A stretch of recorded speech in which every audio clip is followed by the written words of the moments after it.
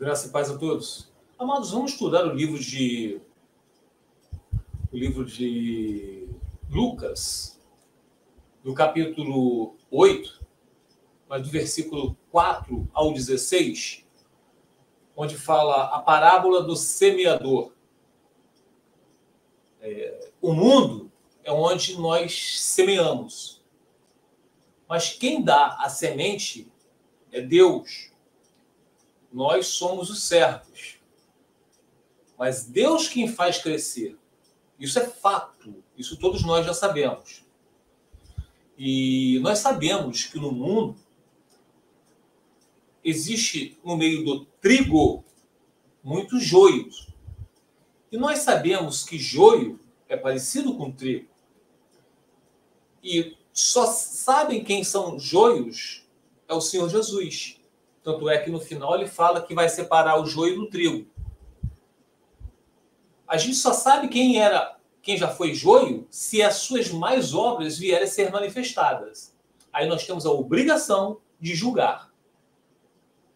Repetindo, nós não temos condições de saber quem são os joios, pois eles são parecidos com o trigo. Mas somente o Senhor Jesus, no final de tudo, vai saber quem são os joios. Ele sabe quem são os joios. Só ele que pode separar. Mas quando nós vemos uma pessoa que se diz irmão em Cristo, como lá no livro de 1 Coríntios, capítulo 5, onde aquele homem estava se deitando com a mulher do pai dele, onde o apóstolo Paulo falou para entregar esse homem a Satanás, ao mundo, para ver se ele se arrepende. Então, ali, naquela hora, esse homem, para todos ficarem sabendo que ele era um joio, foi manifesta as más obras dele. No caso, ele se deitou com a mulher do pai dele. Todo mundo estava sabendo. Então, o apóstolo Paulo falou que eles tinham que julgar aquele homem, tirar ele do meio deles, para que toda a massa não fosse levedada. Vocês estão entendendo? Bem explicado, né? Vamos começar lendo aqui a parábola do semeador. Reunindo-se uma grande multidão e vindo a Jesus gente de várias cidades, ele contou esta parábola. 2 pontos. O semeador saiu a semear. Enquanto lançava a semente, parte da semente, caiu à beira do caminho. Foi pisada e as aves do céu a comeram. Parte dela caiu sobre pedras. E quando germinou, as plantas secaram, porque não havia umidade. Outra parte caiu entre espinhos, que cresceram com ela e sufocaram as plantas. Outra ainda caiu em boa terra, cresceu e deu boa colheita, a 100 por 1. Tendo dito isso, exclamou: aqueles que têm ouvido para ouvir, ouça. Seus discípulos perguntaram-lhe o que significava aquela parábola. Aí a explicação de Jesus agora. Jesus agora vai desenhar. Jesus disse: a vocês foi dado o conhecimento dos mistérios do reino de Deus. Parando aqui. A vocês que estão no deserto, vocês que estão clamando pela família. Entende? Deus fez com que vocês percebessem o reino de Deus. Vocês sabem que a sua luta, a nossa luta, não é contra o cônjuge, mas sim nas regiões celestiais. Pois os cônjuges que resolveram repudiar, eles estão servindo ao príncipe desse mundo, Satanás. É óbvio que eles vão achar graça disso. Muitos deles se acham até cristãos. Alguns são pastores, outros dizem que frequentam a igreja. Mas eles estão sendo enganados pelo diabo. Tá? Então, continuar a leitura aqui, repetindo. Jesus disse: a vocês foi dado o conhecimento dos mistérios do reino de Deus, mas aos outros falo por parábola, para que vendo não vejam e ouvindo não entendam. Aqui eu fiz a separação, isso também está falado em Isaías capítulo 6, como eu grifei aqui, ó. Isaías capítulo 6, versículo do 9 ao 10, que diz a mesma coisa. Olha só, lá no Antigo Testamento. Ele disse: vá e diga a este povo, estejam sempre ouvindo mas nunca entendam. Estejam sempre vendo e jamais percebam. Torne insensível o coração desse povo. Torne surdos os ouvidos dele e feche os seus olhos. Que eles não vejam com os olhos, não ouçam com os ouvidos e não entendam com o coração, para que não se convertam e sejam curados. Então, aqui, lá no Antigo Testamento, no livro de Isaías, Deus estava falando o quê para Isaías? Eu endureci o coração desse povo justamente para que eles não vejam. Por isso que o cônjuge de vocês, eles estão cegos. Eles não conseguem enxergar isso. Por isso, quando está no livro lá de 1 Coríntios, capítulo 7, versículo 15 ou 16, quando o apóstolo Paulo falou que se o descrente quiser se apartar, deixa ir. Porque eles não vão entender isso. Deixam ir. Pois Deus chamou para viver em paz. Porque não vai adiantar, vocês vão brigar. Vai ter confusão, contenda. O papel de vocês que são cristãos: orar, interceder. Continuando aqui, em Lucas. Este é o significado da parábola. A semente, olha o que Jesus explicando, está desenhando. A semente é a palavra de Deus. As que caíram à beira do caminho são os que ouvem. E então vem o diabo e tira a palavra dos seus corações para que não creiam e não sejam salvos. Aqui a gente pode ver muitas pessoas que começam... as pessoas vão lá advertir, olha, como a gente fala, Deus endureceu o coração do cônjuge de vocês justamente para que para que venha haver a salvação na família de vocês. Eles vão achar isso ridículo. Que o diabo tirou esse entendimento deles. De novo. As que caíram à beira do caminho são os que ouvem, e então vem o diabo e tira a palavra dos seus corações, para que não creiam e não sejam salvos. Continuando. As que caíram sobre as pedras são as que recebem a palavra com alegria quando a ouvem, mas não têm raiz. Creem durante algum tempo, mas desistem na hora da provação. Então, são aquelas pessoas que começam a seguir o evangelho, ficam animados com a palavra de Deus. Deus, a sua luta não é contra a carne, é sim nas regiões celestiais. Aí o que acontece? Vem as provações. Aí muitos vão olhar lá, o cônjuge está o quê? Com outra pessoa. O cônjuge está prosperando. O cônjuge entra na academia. O cônjuge está indo à igreja. O cônjuge, às vezes, até se casa com outra pessoa. Tiram fotos nas redes sociais que estão felizes. E isso o diabo vai tirar essa fé de vocês. Aí o que essa pessoa vai fazer? Vai desanimar. Começou bem, vai esfriando. O que ele vai fazer por causa das provações? Acaba casando com outra pessoa. Essa pessoa, ela nunca foi um crente. Ela nunca foi um cristão.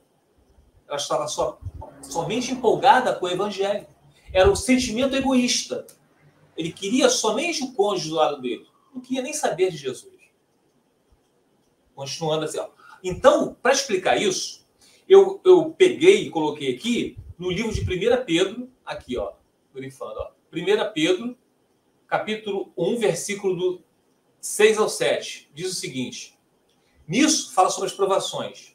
Nisso vocês exultam, ainda que agora, por um pouco de tempo, devam ser entristecidos por todo tipo de provação. Nós, cristãos, os que entendemos que nossa luta não é contra o cônjuge, nós vamos ser entristecidos por todo tipo de provação. Muitas delas, os cônjuges, nem querem saber da gente. Alguns já estão casados com outros estão nas redes sociais como se eles estivessem felizes. Isso não quer dizer nada, porque ninguém é feliz longe de Deus. Então, essas são as provações. Nisso vocês exultam, ainda que agora, por um pouco de tempo, vocês devem ser entristecidos por todo tipo de provação. Por que nós devemos ser entristecidos por todo tipo de provação? Assim acontece para que fique comprovado que a fé que vocês têm, muito mais valiosa do que o ouro que perece, mesmo que refinado pelo fogo, é genuína e resultará, essas provações, essa fé, essa perseverança de vocês, resultará em quê? Em louvor, glória e honra, quando Jesus Cristo for revelado. Então, isso é necessário, as provações na vida do cristão. Para que isso seja fortalecida a fé. Abraão, quando foi lá sacrificar seu filho, Isaque, Deus sabia que Abraão não ia matar o filho. Se deixasse, Abraão mataria o filho. Mas Deus não estava provando a fé de Abraão. Deus estava fortalecendo a fé de Abraão. Vocês estão entendendo, meus amados? Continuando aqui, ó, o livro de Lucas. Agora, ó, aos que caíram entre espinhos são os que ouvem, mas, ao seguirem seu caminho, são sufocados pelas preocupações, pelas riquezas e pelos prazeres dessa vida e não amadurecem. Aqui, prazeres da vida. Às vezes, a pessoa começa clamando pelo cônjuge, clamando pela família. Aí vem os prazeres da vida, conhece uma pessoa nesse meio termo. Ou então começa a prosperar, trabalhar, começa a prosperar. E por causa do dinheiro, por causa da vaidade, por causa de outros os prazeres carnais, acabam desistindo da família. Mas aos que caíram entre espinhos são os que ouvem, mas ao seguirem seu caminho, são sufocados pelas preocupações, pelas riquezas e pelos prazeres dessa vida. E não amadurecem. Agora vem a outra, ó.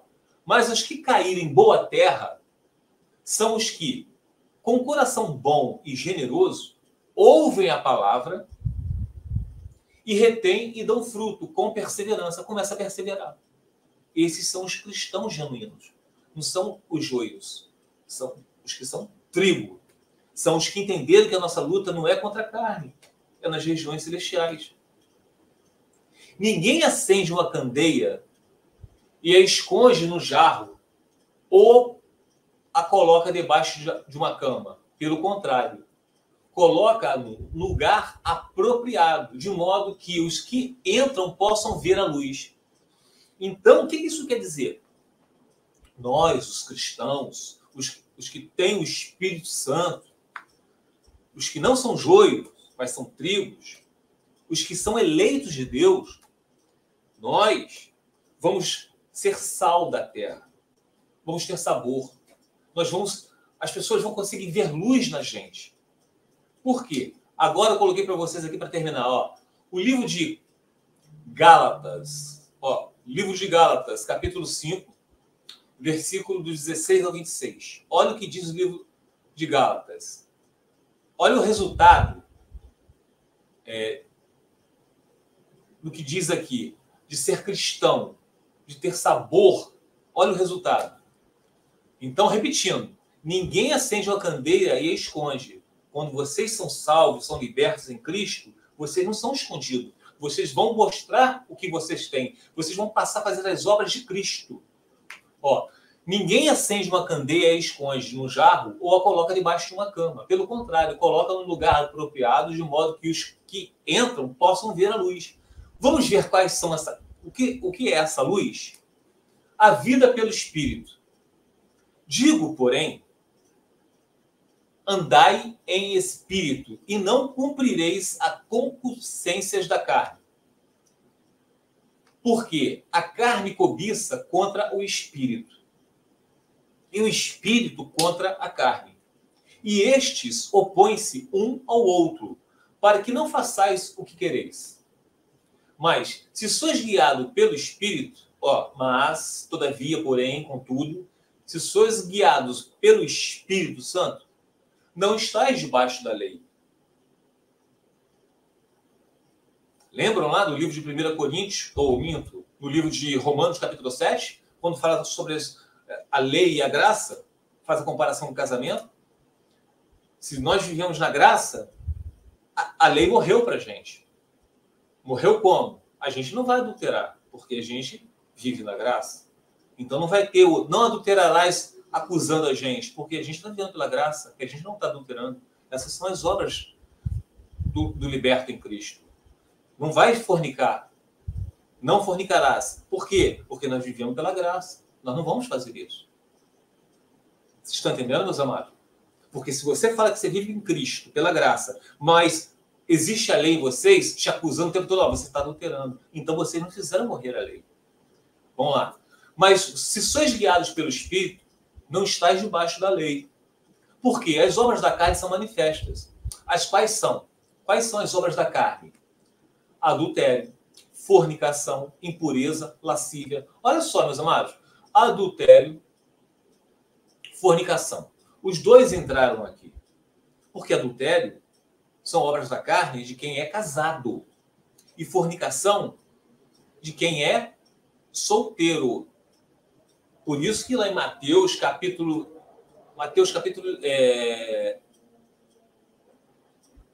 19, versículo 9, diz o quê? Jesus falou que abriu exceção.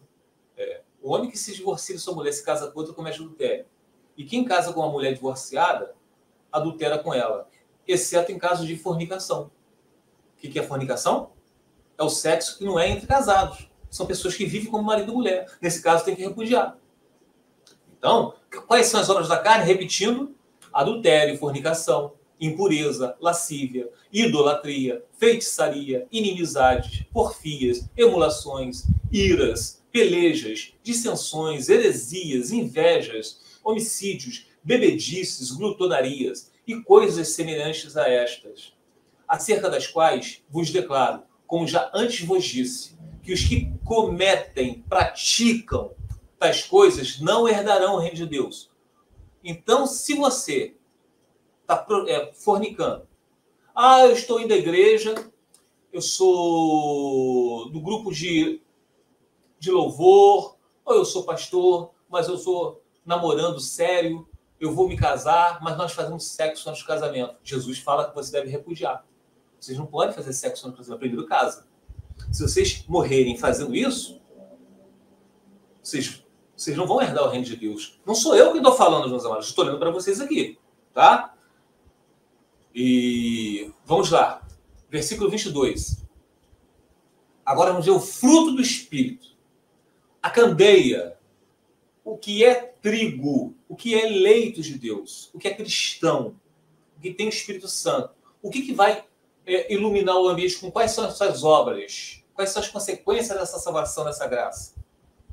Mas o fruto do Espírito é amor, gozo, paz, longanimidade, benignidade, bondade, fé, mansidão, temperança. Contra essas coisas não há lei. Romanos 7. Tá? Não há lei. E os que são de Cristo crucificaram a carne com as suas paixões e concupiscências. Eu virei cristão. Eu não virei um homossexual. Continuo achando as mulheres lindas. Eu, Wellington, continuo tendo atração pelo sexo oposto, pelas mulheres. Se eu vou à praia, eu não sou hipócrita de dizer para vocês aqui, não olho não. As mulheres estão seminuas na praia. Jesus falou, então vocês teriam que sair do mundo. Mas agora é diferente de eu cobiçar aquela mulher de biquíni na praia. De ir para casa pensando nela e fazer certas coisas pensando naquela mulher que eu vi na praia. É diferente. Mas eu olhei a mulher na praia, vi, achei o corpo da mulher bonito. Isso não é pecado. Tá? Se vivemos em espírito, andemos também em espírito. Não sejamos cobiçosos de vanglória, irritando-nos uns aos outros, invejando-nos uns aos outros. Isso está em Gálatas, capítulo 5, versículos 16 a 26. Aí eu pergunto a vocês, meus amados, qual são as obras de vocês em consequência da salvação? Vocês são sal da terra? Fique os irmãos na paz do Senhor Jesus. Senhor.